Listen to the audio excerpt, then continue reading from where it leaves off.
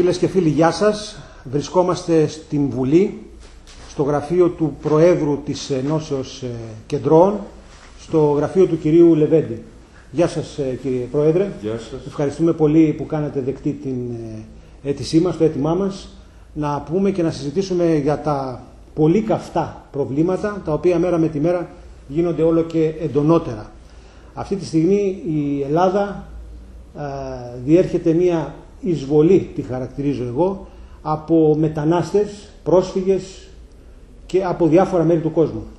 Η κατάσταση στην Ιδωμένη έχει γίνει πολύ τραγική και φαίνεται ότι η κυβέρνηση δεν μπορεί να ελέγξει το πρόβλημα. Πού νομίζετε ότι φταίει? Ποιος νομίζετε καταρχήν ότι φταίει? Φταίει η κυβέρνηση από τους λάθος χειρισμούς της? Ακούστε, το πρόβλημα αυτό ξεκίνησε με τις καθυστερήσεις που υπήρξαν. Η Ελλάδα δηλαδή είχε ευθύνη γιατί καθυστέρησε. Σε τι καθυστέρησε? Να κάνει τις υποδομές και για τη φιλοξενία των ξένων. Ξέραμε δηλαδή ότι αργά ή γρήγορα θα αυξηθεί ο αριθμός των ξένων. Μπορεί να μην ξέραμε το πλήθος, τον αριθμό. Αλλά ξέραμε ότι εδώ και χρόνια γινόμαστε δέκτες πολλών παράτυπων μεταναστών. Αυτό είναι σχέδιο, γιατί δεν ακούγεται και δεν λέγεται από τα μέσα μαζικής ενημέρωσης, αλλά από το διαδίκτυο υπάρχει. Οι πόλεμοι κάτω, γιατί έχουμε πολλούς πολέμους. Στο Αφγανιστάν που μένεται ακόμη, στο Ιράκ δεν έχει ξεκαθαρίσει η απόλυτη κατάσταση και στη Συρία είναι ο χειρότερος πόλεμος. Στη Συρία. Αλλά και οι άλλες χώρες, Λίβανος, η Ορδανία κλπ. Μην νομίζετε ότι είναι απόλυτα χώρες ήρεμες. Έχουν μετακινήσεις ανθρώπων. Λοιπόν, 77 όμως χώρες έχουν πόλεμο, γιατί από 77 χώρες λέγεται ότι έρχονται. Υπάρχει φτώχεια. Υπάρχει η τάση πάμε στην Ευρώπη. Και γιατί όλοι διαλέγουν την Ελλάδα? Γιατί η Ελλάδα είναι η πρώτη χώρα της Ευρώπης. Είναι είσοδος. Δηλαδή σε κάθε σπίτι μπαίνετε από το χολ, από την πόρτα. Υπάρχει το Μαρόκο. Από την κουζίνα. Το Μαρόκο έχει από πάνω ευθεία, μπορεί να πάει κατευθείαν στην Ευρώπη. Όχι να κάνει τον κύκλο ολόκληρο όπως φέρνουν. Γι' αυτό λέω, μήπως υπάρχει κάποιο σχέδιο. Βοήθησε και η Τουρκία, η οποία σε όλους αυτούς, ως χώρα Ισλαμική, μουσουλμανική, έδινε φιλοξενία. Πάσης μορφής φιλοξενία έδινε η Τουρκία. Γιατί την έδινε τη φιλοξενία η Τουρκία? Με σκοπό να κερδίσει κάτι, να εισβάλλει. Η Τουρκία έχει πάντα ένα επεκτατισμό. Μάλιστα. Λοιπόν, από τη μια η Τουρκία που τους δεχότανε με δόλο. Τους δεχόταν όλους αυτούς τους ανθρώπους. Ήθελε να πιέσει την Ευρωπαϊκή Ένωση να αρχίσουν οι ενταξιακές διαδικασίες. Αυτό έχει στο νου της η Τουρκία. Η Τουρκία αυτό έχει στο νου της. Παράλληλα, μήπως έχει στο νου της να υποσκάψει και την Ελλάδα μέσω της εισβολής των μεταναστών? Αυτό το είχε πάντα η Τουρκία. Όχι μόνο σε αυτό, στο Αιγαίο, σε όλα. Η Τουρκία, αν μπορεί να δει την Ελλάδα να πάθει ένα σεισμό και να φύγει από το χάρτη, αυτή είναι η Τουρκία. Αντί να προσγειώνονται σε μια πραγματικότητα ευρωπαϊκή, αυτοί έχουν το νου τους πάντα σε μια παμπάλα δίθεν έχθρα, την οποία δημιουργεί ο επεκτατισμός τους και μόνο. Ο επεκτατισμός τους. Άρα υπάρχει σχέδιο. Άρα λοιπόν, να δούμε σφαιρικά. Ναι. Λοιπόν, η Τουρκία που επιθυμεί να πάρει ό,τι πάρει από τη Συρία. Αυτό θέλει. Και φοβάται μην γίνει και κουρδικό κράτος. Το φοβάται πολύ και θέλει να έχει τον έλεγχο, το στρατιωτικό έλεγχο στη νότια πλευρά της. Ένα το κρατούμενο. Δεύτερον, η Τουρκία που θέλει μέσω του πλήθους των προσφύγων και των μεταναστών να εκβιάσει τη Μέρκελ και την Ευρώπη, να τη δεχθούν και να της δώσουν και οικονομική βοήθεια. Αυτό θέλει η Τουρκία. Ναι. Τρίτον, η Ελλάδα, η οποία δεν έκανε τους χώρους φιλοξενίας, είχε πολλά στρατόπεδα, είχε χώρους, μπορούσαμε να τους έχουμε πιο οργανωμένους τους χώρους αυτούς. Τους άφησε για τελευταία στιγμή. Ελέγχει αυτούς που έρχονται η Ελλάδα? Θα σας πω. Εκείνο που είχε ζητήσει η Ευρώπη από την Ελλάδα είναι να ετοιμάσουμε χώρους. Ναι. Να μην είμαστε ανέτοιμοι. Εμείς δεν το κάναμε. και συζητούσαμε αν θα επιτρέψουμε στο ΝΑΤΟ να μπει, αν μας συμφέρει να μπει στο Αιγαίο το ΝΑΤΟ.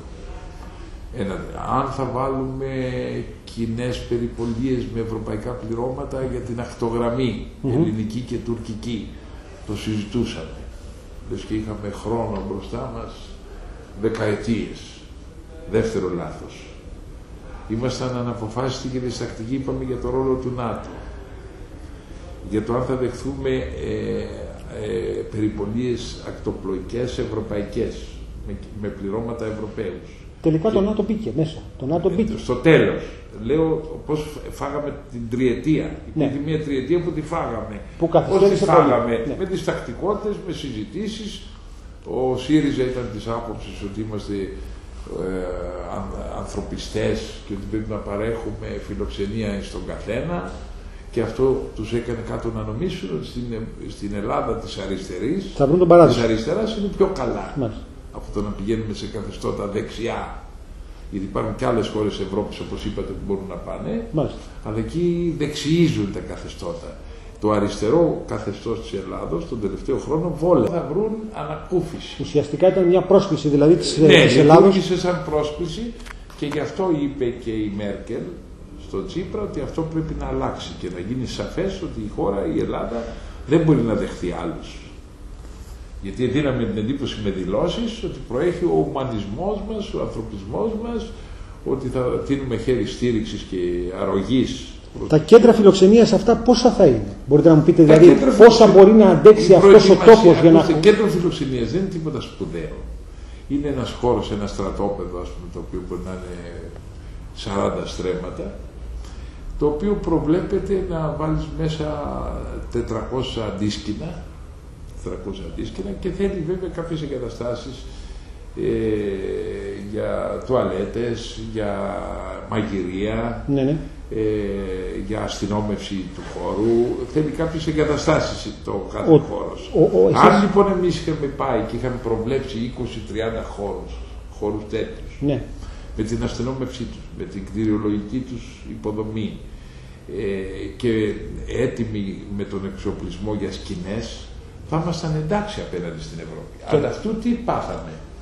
Επειδή οι συνθήκες στην Αμυγδαλέζα ήταν πάρα πολύ κακές, φάγαμε ποινή από τα Ευρωπαϊκά Δικαστήρια Ανθρωπίνων Δικαιωμάτων, 3 χρόνια τώρα φάγαμε ποινή, ότι οι συνθήκες κράτησης στους χώρους φιλοξενίας ήταν χειρότεροι και από εκεί που ξεκινούσαν για να έρθουν. Μάλιστα. Δηλαδή από το Αφγανιστάν ήταν καλύτερες οι συνθήκες στις τουαλέτες και στα μαγειρία του Αφγανιστάν από ό,τι στην Αμυγδαλέζα. Και φάγαμε ποινή. Και θεωρηθήκαμε από λαούς της Βόρειας Ευρώπης ως υπεύθυνοι που δεν κάναμε εγκαταστάσεις. Εσείς τώρα είστε... Κατηγορηθήκαμε δηλαδή. Τι κατηγορηθήκαμε? Ότι δεν προετοιμαστήκαμε καθόλου. Και στο τέλος θα αρχόντουσαν εδώ και θα γινόμασταν πάρκινγκ και θα εκβιάζαμε όλους τους λαούς πιο πάνω να τους δεχθούν. Αυτή τη στιγμή δηλαδή μας κατηγορούν, να ξέρουμε τι μας κατηγορούν αυτή τη στιγμή. Γιατί εγώ μιλάω με Γερμανούς και με Εγγλέζους και σας λέω τι μας κατηγορούν. Μας κατηγορούν ότι με την απροθυμία μας να συνεργαστούμε με αυτά που υπεδείκνυαν οι Ευρωπαίοι θα καταλήγαμε να γίνουμε ένα πάρκινγκ πολλών ψυχών και τι θα κάνανε αναγκαστικά οι άλλοι? Θα τους δεχόντουσαν. Οπότε αυτή τη στιγμή μας έχουν κλείσανε λοιπόν αυτά τα σύνορα και μας κάνανε και σου λένε δεν δεχόμαστε. Ναι, αλλά μας κάνανε το ζόρι πάρκινγκ τώρα.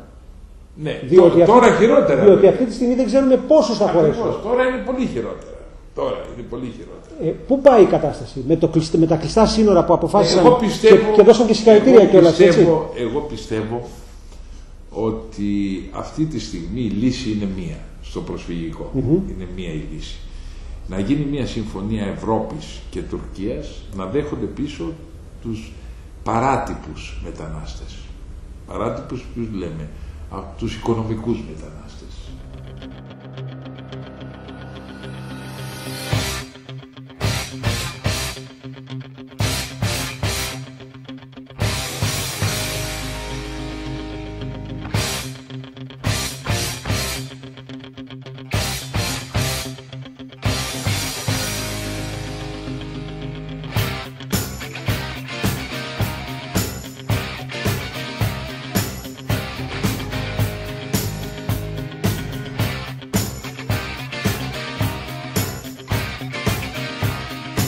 Θα το δεχτεί αυτό η Τουρκία?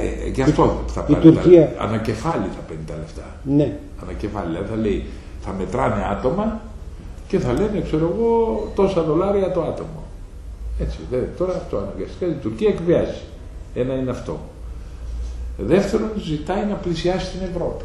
Δηλαδή να είναι ελεύθερη βίζα των Τούρκων όταν ταξιδεύουν στην Ευρώπη. Είναι παμπάλαιο αίτημα αυτό της Τουρκίας. Η Γαλλία και η Γερμανία αρνούνται να το ικανοποιήσουν. Και ελπίζει η Τουρκία τώρα υπό τον εκβιασμό ότι θα το πράξουν. Θα αναγκαστούν να δεχθούν ελεύθερη βίζα των Τούρκων πολιτών στην Ευρώπη. Εσείς κύριε Πρόεδρε, με όλη αυτή την κατάσταση που λέτε ότι τα πράγματα θα γίνουν χειρότερα τώρα, δεν βλέπετε να Ισλαμοποιείται η χώρα μας? Εγώ λοιπόν ελπίζω ότι θα υποχρεωθεί η Τουρκία να πάρει τους οικονομικούς μετανάστες σιγά σιγά πίσω. Εδώ θα φανεί αυτό, κοντός ψαλμός αλληλούια. Δεύτερον, όσοι είναι πρόσφυγες δηλαδή σε χώρες που γίνεται πόλεμος τώρα, αυτούς τους προστατεύει η συνθήκη της Γενέβης. Όσους είναι πρόσφυγες, αυτούς σιγά σιγά θα αναγκαστούν να ανοίξουν τα σύνορα κάθε χώρα, αλλά θα λένε δέχομαι τόσους. 300 στην ημέρα. Ναι, και θα τους στέλνουμε και αεροπορικός. Ναι. Και αεροπορικός. Το ίδιο μπορεί να γίνει και από την Τουρκία, έναν distributor, να στέλνει και η Τουρκία μερικούς καθημερινά προς χώρες της Ευρώπης. Δηλαδή, ο τρόπος για να χαλαρώσει το πρόβλημα είναι και από Ελλάδα και από Τουρκία, σιγά σιγά οι χώρες της Ευρώπης να δεχθούν μερικούς. Πέρα από την ελπίδα που εκφράσατε, εσείς πείτε μου, δεν φοβάστε ότι μπορεί η χώρα να Ισλαμοποιηθεί? Διότι αν αύριο μεθαύριο λέμε 100.000, 200.000, μετά από μερικά χρόνια μπορεί να γίνουν 2 και 3 εκατομμύρια όλοι. Γι' αυτό στηρίζω εγώ σαν Ένωση Κεντρών και σαν Λεβέντη στην Ευρώπη, γιατί πιστεύω ότι η Ευρώπη δεν έχει συμφέρον να αφήσει ούτε την Ελλάδα να Ισλαμοποιηθεί. Πιστεύω λοιπόν ότι θα πιέσει η Γερμανία, θα πιέσει την Τουρκία να δεχθεί, είπαμε, τους οικονομικούς από Ελλάδα να γυρίσουν στην Τουρκία. Μετά η Τουρκία θα αρχίσει να στέλνει οργανωμένα σε όλες τις χώρες αεροπορικός ή και ακτοπλοϊκός τους πρόσφυγες και εμείς μπορεί να εγκλωβιστούν εδώ κάποιες, ίσως 200 και 300.000 στο τέλος, αν οξυνθεί το πρόβλημα. Θα έχουμε πρόβλημα πώς θα τους ταΐζουμε, θα μας στηρίξει η Ευρώπη σε αυτό και πώς σιγά σιγά θα τους στείλουμε ή στις χώρες της Ευρώπης, αναλογικά στο ποσοστό, ή αν σταματήσουν οι πόλεμοι στις χώρες από τις οποίες ξεκίνησαν. Αυτό προβλέπει το σχέδιο, σας λέω, γιατί μίλησα με επίσημους Γερμανούς και αυτό μου είπαν. Επειδή μιλάτε συνέχεια για Γερμανία, είσαστε ευρωπαϊστής. Γερμανία μιλάω όχι γιατί είμαι γερμανόφιλος, όπως είπε ο Χατζηνικολάου. Δεν είπαμε κάτι. Όχι, γιατί ο Χατζηνικολάου έτσι το είπε. Ότι αφήνει να εννοηθεί ότι είμαι γερμανόφιλος. Είμαι Ευρωπαίος και Έλληνας. Πάνω απ' όλα είμαι Έλληνας. Θέλω να μου πείτε πρώτα Έλληνας, μετά Ευρωπαίος και μετά αγαπώ κάθε έναν που θα στηρίξει την Ελλάδα. Και αγωνίζομαι για να γίνει αυτό. Λοιπόν, τους Γερμανούς γιατί τους χρησιμοποιώ? Για να έχω πληροφόρηση που πάει το πράγμα πρώτον. Γιατί για να μάθω πώς πάει το προσφυγικό ή το οικονομικό, δεν θα πάω στην Αλβανία, ούτε θα πάω στο Αφγανιστάν να συζητήσω με την κυβέρνηση. Θα πάω σε χώρες που κινούν νήματα. Εσείς λοιπόν που είστε Ευρωπαίος. Και πιστεύω και πιέζω αυτή τη στιγμή η Ευρώπη να υποχρεώσει τις άλλες χώρες να ανοίξουν ξανά τα σύνορά τους, αλλά όχι για έτσι κύμα να πηγαίνει, ορισμένο σε αριθμό, καθημερινά, να μικρύνει το πρόβλημα της Ελλάδας. Επί τόσα χρόνια, επί 6 χρόνια που η Ελλάδα ζει υπό την δαγκάνα του μνημονίου και των μνημονίων, οι Ευρωπαίοι φέρθηκαν σωστά απέναντί μας ως Εγώ πιστεύω ναι. Εγώ πιστεύω ναι. Φέρθηκαν σωστά. Ναι. Για εξηγήστε μου, διότι εδώ ο κόσμος υποφέρει και μάλλον πρόκειται να έρθουν και νέα μέτρα τα οποία τα ζητούν και τα απαιτούν οι δανειστές. Ακριβώς, αυτό έχετε δίκιο. Ότι θα χρειαστούν και άλλα μέτρα. Πού θα πάει να πάρει ο άλλος σύνταξη 300 ευρώ. Δεν φταίνει οι Ευρωπαίοι. Για πείτε μου, φταίει ο Έλληνας πολίτης, ο συνταξιούχος, ο μισθωτός. Ο πολίτης φταίει στο βαθμό που ψηφίζει απατεώνες. Ακούστε. Και ο πολίτης φταίει σε κάτι. Ο απατεώνας, όπως το είπατε, είναι αυτός ο οποίος εξαπατά. Ο οποίος παίρνει την ψήφο. Τον αγαθό, τον πολίτη που σου λέει υπάρχουν λεφτά. Ή σου λέει θα σου δώσω 13ο μισθό, θα σου δώσω, ξέρω εγώ. Είναι αγαθός ο πολίτης. Ναι. Φταίει στο βαθμό της αγαθότητας που τον διαφέρει. Φταίει όμως κιόλα. Ναι. Γιατί υπήρξαν άνθρωποι όπως ο Λεβέντης που προειδοποίησαν τον πολίτη ότι σε εξαπατούν. Ναι. Αλλά ο εκείνος, επειδή του υποσχόντουσαν διορισμούς και ασωτίες και διάφορα αυτά, προτίμησε. Οι δανειστές δεν εξαπατούν, κύριε Πρόεδρε. Εξαπατούν οι Έλληνες πολιτικοί. Δεν εξαπατούν οι δανειστές. Οι δανειστές, εξ όσων γνωρίζω, καταρχήν δανειζόμαστε με πολύ χειρότερα. Είμαι αρχηγός κόμματος. Τι ζητούν από μένα οι δανειστές? Ότι πρέπει από τα δανεικά να περάσετε στην αυτάρκεια. Το ακούτε? Ναι. Δηλαδή. Πώς θα περάσουμε, με ποιο τρόπο? Πώς θα περάσουμε με σύνταξη και με μισθό? Όχι, εσείς συμφωνείτε να γίνει αυτό? Από το να πλώνουμε τα χέρια. Εσείς δηλαδή σαν άνθρωπος έχετε μια οικογένεια. Ναι. Πόσο καιρό θα σας δανείζει ο κόσμος, λέμε, αν σας δάνειζε? 1 χρόνο, 2? Κάποια στιγμή δεν έπρεπε να πιάσετε μια δουλειά, να φτιάξετε τα οικονομικά σας? Ναι. Λοιπόν, άρα το αίτημα να μηδενιστούν τα ελλείμματα και να αρχίσουμε να ζούμε με παραγωγή που γίνεται στη χώρα μας. Κοιτάξτε, δεν είναι δόλιο το χρέος. Το χρέος το οποίο έχει δημιουργηθεί. Και το οποίο, δεν είναι δόλιο. Χρέος δεν υπάρχει ούτε αθώο ούτε δόλιο. Υπάρχει χρέος. Δηλαδή, το να περάσει για παράδειγμα το χρέος των τραπεζών, το οποίο ήταν ιδιωτικό χρέος, να περάσει όλο αυτό στις πλάτες των πολιτών, δεν είναι δόλιο? Πού είναι? Δεν κατάλαβα, δεν σας κατάλαβα. 240 δισεκατομμύρια τα οποία δανείστηκαν οι τράπεζες με εγγύησεις, αν θυμάστε, από τον κύριο Καραμαλή πρώτα το 2008 και ακολούθησαν μετά. Ναι. Οι τράπεζες, τα οποία όφυλαν οι τράπεζες, αυτά τα φορτώθηκαν με υπογραφές του κυρίου Προβόπουλου, τα φορτώθηκαν οι Έλληνες πολίτες. Για ποιο λόγο λοιπόν ο Έλληνας πολίτης?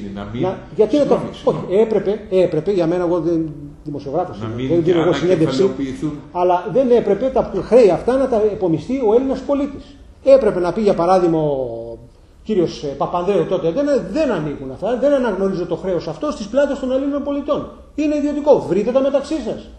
Τότε δεν θα είχε πρόβλημα οι τράπεζες να τα βρουν μεταξύ τους με τους δανειστές. Μα δεν είχαν πάρει οι δανειστές λεφτά. Οι τράπεζες είχαν δανείσει. Η Ευρωπαϊκή Κεντρική Τράπεζα είχε δανείσει 240 δισεκατομμύρια ευρώ στις τράπεζες, στις ελληνικές τράπεζες, με εγγύηση του ελληνικού δημοσίου. Έβαλε λοιπόν το ελληνικό δημόσιο, που δεν μπορούν να τις πληρώσουν οι τράπεζες αυτά τα χρήματα, τις φόρτωσε στις πλάτες, τα χρέη τα φόρτωσε στις πλάτες του ελληνικού λαού. Και λέω εγώ, αυτό δεν είναι δόλος? Τι άλλο μπορούσε να γίνει? Έπρεπε να φορτωθούν τα χρέη των τραπεζών στον λαό. Αυτό, κύριε Πρόεδρε, ρωτάω. Ξέρετε τι έγινε αυτό? Γιατί οι τράπεζες θα παίρνανε τα σπίτια του κόσμου. Οι τράπεζες, αν δεν υπήρχε αυτή. Αυτό είναι άλλο θέμα. Δεν είναι ακριβώς το ίδιο. Είναι 240 δισεκατομμύρια τα οποία έπρεπε να τα δώσουν στην αγορά για να κινηθούν οι πολίτες, να υπάρχουν καταναλωτικά επιχειρηματικά δάνεια. Και τα οικειοποιήθηκαν και φαγώθηκαν τα χρήματα. Και οι δανειολήπτες αυτά που χρωστάγανε πότε θα τα δίνανε? Εντάξει, αυτό είναι άλλο θέμα. Αν κατέρεαν οι τράπεζες, αυτό και βγήκε η Ελλάδα. Δεν μπορεί να υπάρχει χώρα χωρίς τράπεζες. Σαφώς. Δεν υπάρχει χώρα. Υπάρχουν άλλες. Πήρανε 500.000 Έλληνες δάνεια και αγοράσανε σπίτια και έχει δημιουργηθεί μια τρύπα, ξέρω εγώ, 40 δις μόνο από τα στεγαστικά. Ποιος θα την πληρώσει? Εντάξει, αυτά είναι τα στεγαστικά δάνεια. Εδώ όμως μου λέτε για τα στεγαστικά δάνεια πρέπει να τα πάρουν τα funds έναντι ευτελούς ποσού και μετά να τα χρεωθούν. Αν θέλουν να τα δώσουν με 5% ή με 10% ένα ελάχιστο δηλαδή ποσό που τα δίνουν στα funds, γιατί να τα δώσουν στα funds και να μεταδώσουν τα ίδια, να τα χαμηλώσουν τόσο πολύ τα δάνεια, να τα πληρώσει ο πολίτης τόσο χαμηλά όσο θα τα πάρουν τα μεγάλα τα κεφάλαια, τα κερδοσκοπικά. Δηλαδή εσείς λέτε τώρα ότι ήταν σαν λύση εκεί που πήρες 200.000 δάνειο να έρθει η Eurobank και να σου πει δεν χρωστάς 200.000, χρωστάς μόνο το 5%, 10.000. Αυτό έτσι θα τα αγοράσουν τα ξένα, το κερδοσκοπικά. Ναι, αλλά θα αγοράσουν 500.000 δάνεια. 500.000. Ενώ ο πολίτης τι θα έκανε? Ο πολίτης θα πλήρωνε τίποτα. Δηλαδή τη μαύρη τρύπα των τραπεζών, αυτά τα 40 δις, ποιος θα τα πλήρωνε? Ναι, κοιτάξτε, τα 40 δις όταν τα είχε πάρει ο πολίτης με το δόλιο τρόπο των τραπεζών που δίνανε κάρτες και δίνανε δάνεια χωρίς να ελέγχουν, έρχονται σήμερα και τα ζητάνε αυτούς έτσι όπως ήταν, λες και δεν υπάρχει κρίση καμία. Όταν έχουν ισοπεδωθεί. Να γίνει κούρεμα δηλαδή στα δάνεια. Βεβαίως, δεν θα έπρεπε να γίνει κούρεμα. Ναι, κάποιος όμως έπρεπε να καλύψει τη διαφορά. Μάλιστα. Η τράπεζα, κάθε τράπεζα, ακούστε, η Eurobank ας πούμε, έχει 5 δις μόνο κεφάλαιο. Μόνο 5 δις είναι το μετοχικό κεφάλαιο. Και έχει και 40 δις από τις καταθέσεις. Και έδινε δάνεια. Αυτά τα λεφτά τα έπαιρνε, τις καταθέσεις, και έδινε σε σένα, στον άλλον, σε όλους, έδωσε 200.000 δάνεια. Μάλιστα. Από αυτούς που πήραν τα δάνεια, 40% δεν πληρώνει. Η Eurobank έπρεπε ή να τις επιτρέψουμε να πάει να κάνει κατασχέσεις, ή να βάλει το κράτος πλάτη, να μην γίνουν κατασχέσεις, αλλά σου λέει, φέρε μου, βάλε πλάτες να παίρνω εγώ χρήματα από την... Ένα εκ των δύο. Το ίδιο θα γινόταν τελικώς. Τελικώς κάποιος έπρεπε να καλύψει αυτό το πράγμα. Εσείς τώρα, αν ήσασταν στην οικουμενική κυβέρνηση, την οποία λέτε, ναι, και είσαστε υπέρμαχος να δημιουργηθεί μια τέτοια κυβέρνηση. Αυτό είναι άλυτο το θέμα των κόκκινων δανείων. Θέλω να το καταλάβω. Είναι άλυτο, γιατί το πρώτο ερώτημα που γεννιέται είναι ποιος θα καλύψει. Άρα πάμε σε κατασχέσεις σπιτιών, αφού είναι άλυτο. Μα και το πούλημα στα φαντς δεν είναι κατασχέσεις. Μαζικές κατασχέσεις δεν είναι. Φοβάστε λοιπόν ή προβλέπετε. Όταν έρθει ένα φαντ και πάρει από την Α 50.000 δάνεια. Αυτά τα 50.000 δάνεια, όπως είπα, θα το πάρει στα 20%. Περίπου. Ναι. Θα το πάρει. Και υπήρξε η πρόθεση να γίνουν ενοικιαστές ιδιοκτήτες και να πληρώνουν νίκη. Άρα τους το έχεις πάρει το σπίτι. Μάλιστα. Άρα πάμε σε κατασχέσεις. Αυτό που μου προβλέπετε περίπου. Έτσι το βλέπω. Εάν μπείτε σε μια οικουμενική κυβέρνηση, τι καλύτερο νομίζετε ότι θα μπορέσετε να προσφέρετε στον ελληνικό λαό κατ' επέκταση, με τη δική σας τη συνδρομή? Εάν γίνει μια οικουμενική κυβέρνηση, όπως αυτή που προτείνουμε να είναι και η Νέα Δημοκρατία και ο ΣΥΡΙΖΑ μέσα, θα σταματήσουν να λένε ψέματα. Γιατί μέχρι τώρα ο ΣΥΡΙΖΑ έλεγε θα σας χαρίσουμε τα δάνεια. Και δεν έλεγε με τι λεφτά. Τώρα πρέπει να πει ότι θα σας κατάσχουμε τα σπίτια.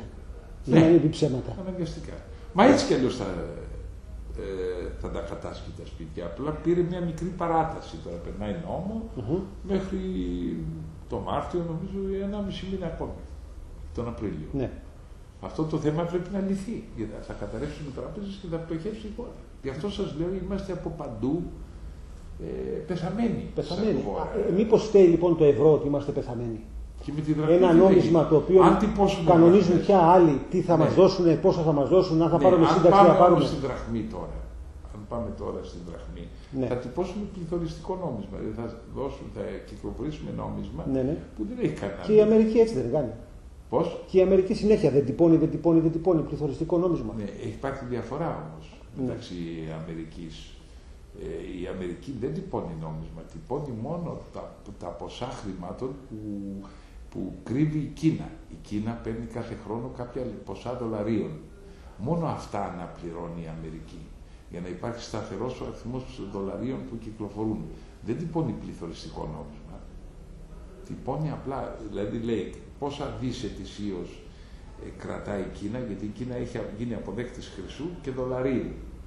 Και η Αμερική έχει βρει μια ωραία φόρμουλα που την βολεύει, ό,τι χρήμα ετησίως αποθυσαυρίζει η Κίνα, ισοπόσως να το κυκλοφορεί σε ένα νέο νόμισμα. Στην πράξη όμως δεν γίνεται πληθωρισμός, γιατί πάντα το ίδιο νόμισμα κυκλοφορεί στην Αμερική. Ενώ εδώ στην Ελλάδα τώρα, εάν βάλουμε δραχμή, πρώτον θα χάσουν τις καταθέσεις τους ο κόσμος. Δηλαδή, αν έχεις εσύ 30.000 ευρώ αυτή τη στιγμή σε μια τράπεζα, λέμε ένας πολίτης, αν έχει γίνει 30.000 ευρώ, με τις 30.000 ευρώ αγοράζει 3 Volkswagen. Ναι. Με το ποσό που θα έχει σε δραχμές, δεν θα αγοράζει ούτε τη ρόδα από ένα Volkswagen. Άρα είμαστε... Δεν θα υποτιμηθεί το χρήμα. Το πρώτο λοιπόν που θα γίνει είναι να χάσουν τις καταθέσεις ο κόσμος. Δεν υπάρχει άλλη λύση δηλαδή. Δεν υπάρχει άλλη λύση. Δεύτερον, οι μισθοί που θα υπάρχουν δεν θα έχουν αγοραστικό αντίκρισμα. Δηλαδή θα παίρνεις εσύ 5.000 δραχμές μισθό, λέμε, αλλά δεν θα μπορείς ούτε στο σούπερ μάρκετ να πας μια φορά. Δεν ακούσατε που λέει θα γίνουμε Ζιμπάμπουε. Ναι, μα τώρα νομίζω... Ανθρωπιστική κρίση. Δεν ακούσατε τότε που ήταν, αν δεν υπέγραφε ο Τσίπρας στις 12 Ιουλίου, είχαν ετοιμάσει αλεύρι, ζάχαρη να μας στείλουν. Ναι, τώρα όμως σιγά σιγά πάμε προς τα εκεί πάλι, έτσι. Γιατί τώρα αν πάμε λόγω κατάρρευσης, ακούστε μέσα στο ευρώ κατάρρευση. Ναι, κατάρρευση μέσα στο ευρώ. Αν δεν πληρείς, Συγγνώμη, σου είπανε μέσα στο ευρώ, σου είπανε τα ασφαλιστικά ταμεία μην έχει ελλείμματα. Εδώ συνεχίζουν και δίνουν συντάξεις 3.000 το μήνα. Εντάξει. Δίνουμε αυτή τη στιγμή 330.000 τριπλές συντάξεις στον καθένα. Πόσες είναι αυτές? 330.000. Βέστε στο ίδιο. Μάλιστα. 330.000 Έλληνες παίρνουν από 3 συντάξεις ο καθένας. 1.200.000 παίρνουν από 2 συντάξεις. Και ενώ εγώ ζήτησα από τον Κατρούγκαλο να κατέβει 1.500 η μεγίστη, να μην υπάρχει Έλληνας πάνω από 1.500, αυτή τη στιγμή έβαλε ο Κατρούγκαλος 3.000. Λέει τώρα να το κάνει 2.200. Μετά υπάρχουν οι συντάξεις των πλουσίων. Είναι 80.000 συντάξεις που έχουν λεφτά οι άνθρωποι από νίκια, από τόκους καταθέσεων, έχουν λεφτά. Και να τους το κόψεις δεν θα πεθάνουν. Μπορούσαμε αυτές τις 80.000 συντάξεις να τις κόψουμε, τουλάχιστον όσο βαστάει η κρίση. Τι συντάξεις των τέος βουλευτών? Είναι 900 τέος βουλευτές που παίρνουν 2 τόσο 2.100 σύνταξη. Γιατί να την παίρνουν? Γιατί να την παίρνουν οι τέος βουλευτές? Ποιο λέτε εσείς ότι πρέπει να είναι το όριο? 1.500? 1.500. Και αυτό που λένε για εθνική σύνταξη 380 ευρώ, να είναι εκεί 380 ευρώ. 380 ευρώ είναι η εφεύρεση του Κατρούγκαλου που τι λέει? Να σου εγγυηθεί το κράτος τα 380 και τα άλλα να βγαίνουν αν πάει καλά η οικονομία και περισσεύει να στα δίνει. Μάλιστα. Δηλαδή ο Κατρούγκαλος χώρισε τη σύνταξη σε σίγουρη των 380 και σε άλλα ποσά αν πηγαίνει καλά η χώρα. Γιατί δεν τολμάει να σου πει θα παίρνεις 380, θα πέσει κυβέρνηση. Σου λέει λοιπόν πάρε τα 380 σίγουρα και τα υπόλοιπα αν πάει καλά η χώρα θα στα δίνουμε. Το ακούσατε? Ναι. Είναι και αυτό απάτη. Και αυτό γουρούν στο σακί. Έτσι. Αλλά η λύση για τις τράπεζες δεν ξέρω αν καταλάβατε προηγουμένως πώς ακριβώς το σκεπτικό σας. Το σκεπτικό το 9 όταν ξέσπασε η κρίση, αντί να κάτσουμε να μιλήσουμε με ειλικρίνεια στο λαό, να κόψουμε τις ασωτίες, να κόψουμε τις υπερβολές, τα προνόμια της ολιγαρχίας και να νοικοκυρεύσουμε το μαγαζί μας στην Ελλάδα, αντί να το κάνουμε αυτό, απλώσαμε το χέρι για δανεικά και υποσχεθήκαμε μεταρρυθμίσεις, τις οποίες δεν κάναμε. Και έχουμε 40 συνταξιούχους. Έχουμε 300.000 ανθρώπους που είναι κάτω των 50 ετών και παίρνουν σύνταξη. Τι θα γίνει με αυτούς? Για πες τους.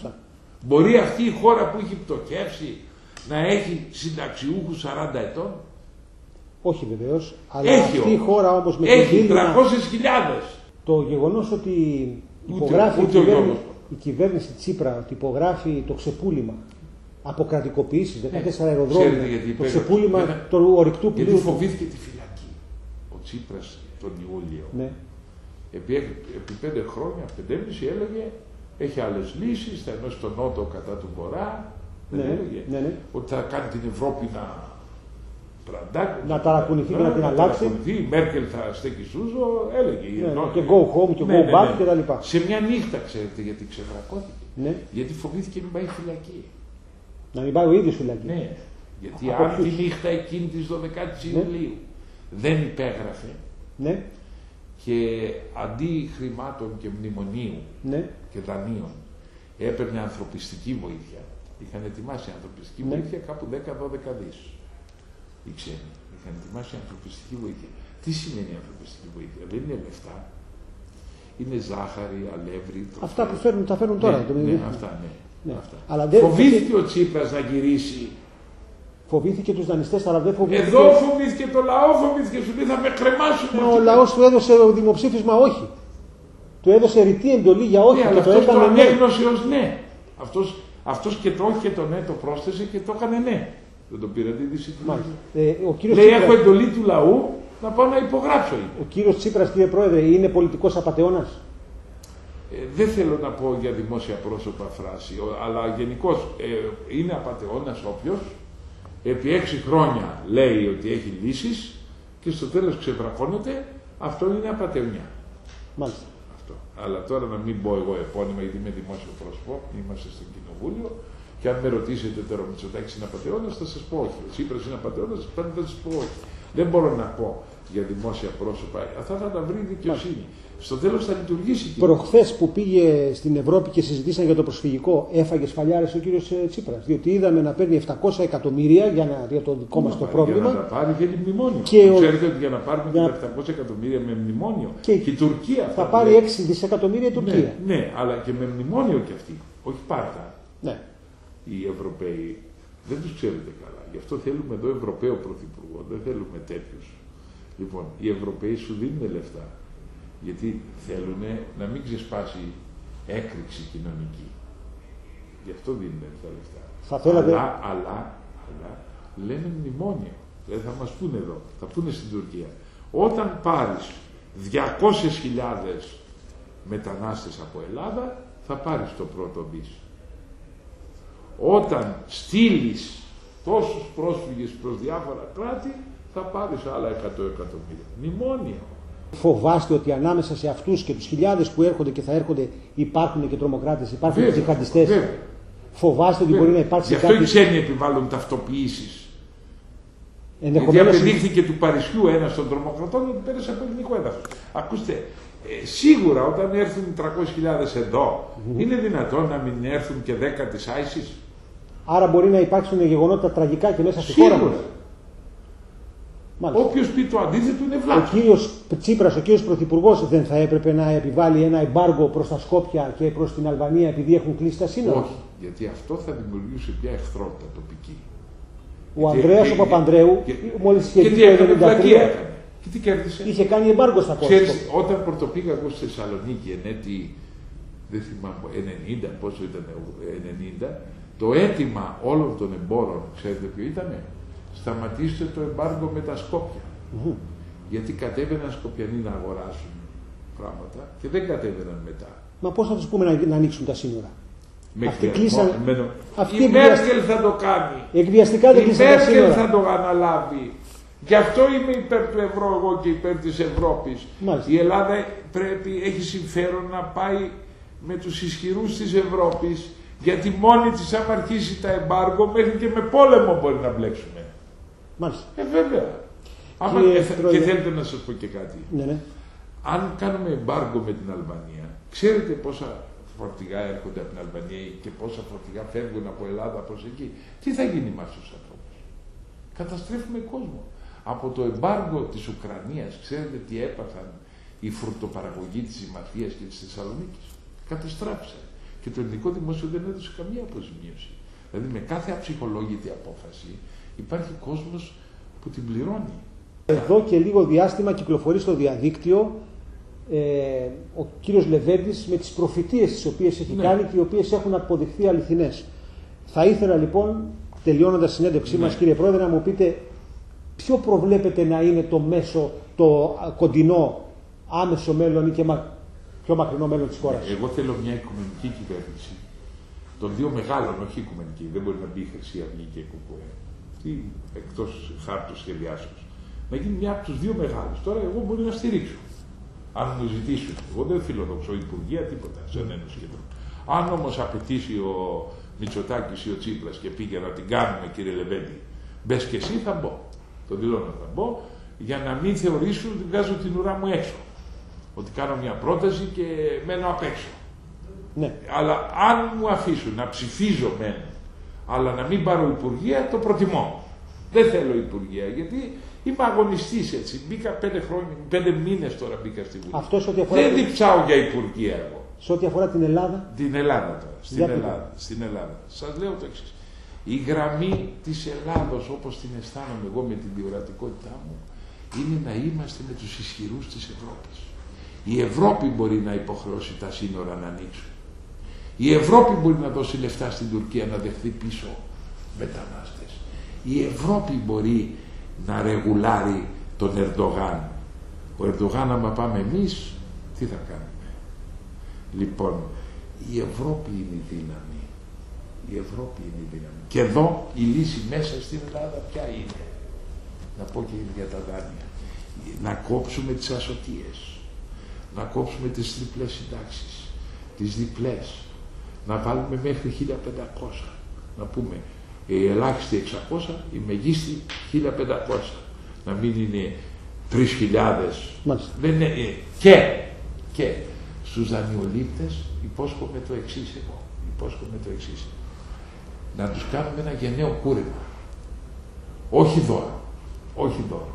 Γενναίο κούρεμα. Δηλαδή να μην αφήσουμε τα φαντς. Είμαι κατά των φαντς εγώ. Ο Τσίπρας πάει να τους δώσει τα φαντς. Είμαι αντίθετος. Να μην δώσουμε τα φαντς. Αλλά να τους πούμε, κύριε, δεν μπορεί και όλο τσάμπα. Γιατί ένας άλλος που δεν έχει πάρει σπίτι, Μάλιστα. από πού, θα πληρώσεις το μισό. Το μισό. Δεν μπορείς τώρα όταν πιάσεις δουλειά, αλλά θα το πληρώσεις. Σου χαρίζει το ελληνικό κράτος το μισό. Αλλά δηλαδή να χαρίζουμε αυτό που μπορούμε, όχι υποσχέσεις πέραν των δυνατοτήτων μας. Και εδώ μέσα η χώρα να αλλάξει όψη. Δηλαδή, τι εννοώ να αλλάξει όψη? Να ανοίξουν όλα τα επαγγέλματα, όπως ζητούν οι ξένοι. Να φτιάξουμε φοροεισπρακτικό σύστημα τίμιο και σωστό, να ελεγχόμεθα όλοι. Να διώξουμε τους αργόμισθους από το δημόσιο. Να ποινικοποιήσουμε το ρουσφέτη και να πούμε όποιος βουλευτής μεσολαβήσει για ρουσφέτη, για να δοθεί σύνταξη ενώ είναι υγιής, να παίρνει σύνταξη. Ή παρανομίες τέτοιες δεν θα ξαναβλέπει Βουλή. Θα του κόβεται το δικαίωμα να μπαίνει υποψήφιος. Θα είμαστε σκληροί. Και οι βουλευτές δεν χρειάζονται 300. 150. Μάλιστα. Δηλαδή, καταλάβατε, πρέπει να δείξει εξουσία ότι πρώτη εκείνη σηκώνει τη θυσία.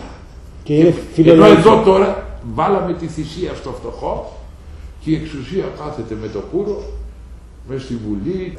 Ευχαριστώ πολύ, κύριε Πρόεδρε. Ευχαριστούμε πάρα πολύ και εσάς, αγαπητές φίλες και φίλοι. Να είστε καλά. Γεια σας.